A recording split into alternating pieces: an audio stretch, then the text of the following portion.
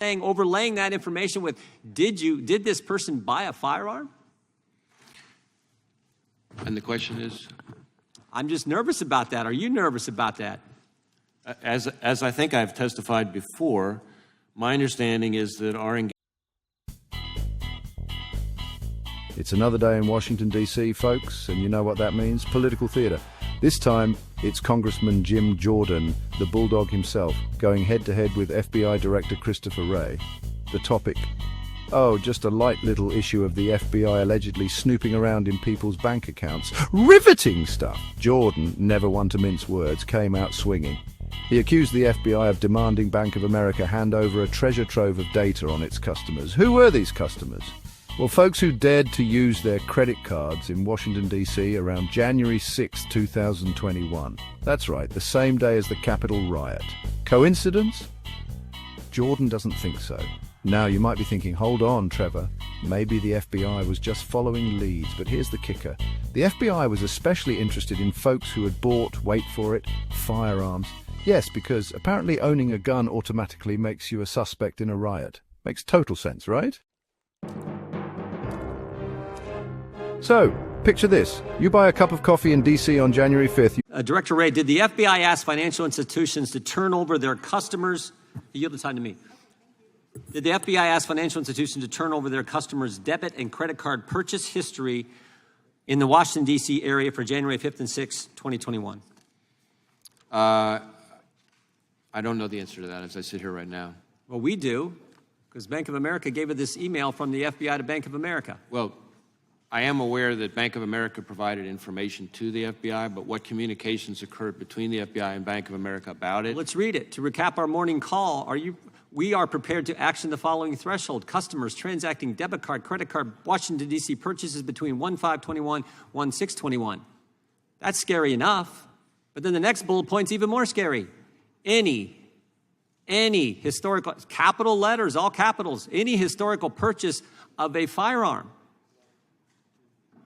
You guys asked financial institutions, at least Bank of America, we think more. Did you guys ask him? Again, I don't have the full sequence of the back and forth. You've got one, looks like you've got one email that I haven't seen before here. So I don't know that I have the... Own a gun because, hey, Second Amendment and all. Suddenly, bam! The FBI is all up in your bank records. Feeling safe and secure yet? Jordan sure wasn't having it. He waved around an email, allegedly from the FBI, like a dog with a chew toy. This email, according to Jordan, was basically a shopping list for personal information. The FBI wanted names, addresses, transaction histories, the whole shebang. Now, the FBI isn't exactly known for being transparent. Remember those secret surveillance programs? Yeah, not exactly confidence-inspiring. This Bank of America situation has a lot of folks wondering if the FBI is just making up the rules as they go along. Is this about catching bad guys, or is it about keeping tabs on ordinary Americans?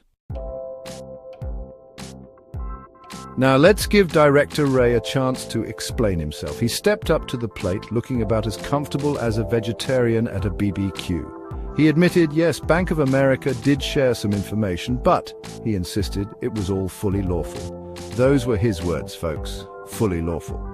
But then Wray did a little dance move that only a seasoned bureaucrat can pull off. He claimed he didn't know the specifics of the data request. Judiciary Committee that the FBI is asking for every single... I mean, we had members of Congress here that week. First time they're getting sworn in as a new member of Congress, their family in town, and you're sweeping, and they may happen to be a customer of Bank of America, and you're sweeping up every debit and credit card purchase of their family who were in town that week because their husband or their dad or their mom is getting sworn as a new member of Congress. And then you're also saying, overlaying that information with, did this person buy a firearm? And the question is? I'm just nervous about that. Are you nervous about that?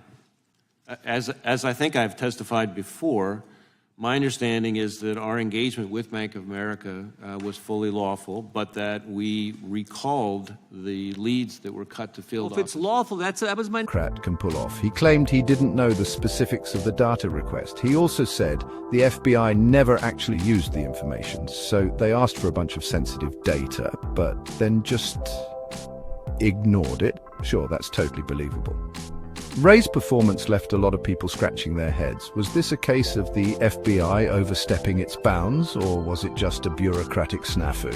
One thing's for sure, it doesn't exactly inspire confidence in an agency that's supposed to protect our freedom. This whole Bank of America saga goes beyond just one data request. It feeds into a bigger narrative about the FBI. That was my next point. If it's lawful, why did you say we're not going to use these leads? That's what Mr. Jensen testified to when we deposed him, the director of the terrorism unit at the FBI. That's what he testified to. Why did you not use the leads if it was lawful to get the information? Well, there are Chairman, plenty it's of, 1 minute and 18 seconds over time. there are plenty of times where there are things that we lawfully can do, but that we decide is better that we not do. And I think that's what happened. The idea that Mr. Massey said earlier, the idea that this is lawful, that you can ask this is scary. This is something else we're going to have to change. With that, I would yield to the gentlelady recognize the gentlelady from, we got a unanimous consent request from Mr. Moore. Mr. Chairman, yes, the Wall Street Journal article I'd like to enter into the record says Republicans eye sweet home for new FBI headquarters in Alabama. All right. Without objection, the chair now recognizes the gentlelady for Texas for 5 minutes, and then we'll take a break, Director. Talking about stopping Trump, or the whole Russia collusion investigation. The FBI is supposed to be above politics. They're supposed to be the good guys, the ones who protect us from the bad guys. But when they're accused of snooping on ordinary Americans, it erodes that trust. And once that trust is gone, it's hard to get it back. So what's the takeaway from this whole mess? Well, it's a reminder that even in a democracy, power needs to be kept in check, because when the government has too much power, it's only a matter of time before they start using it on us. And that's something nobody, Republican or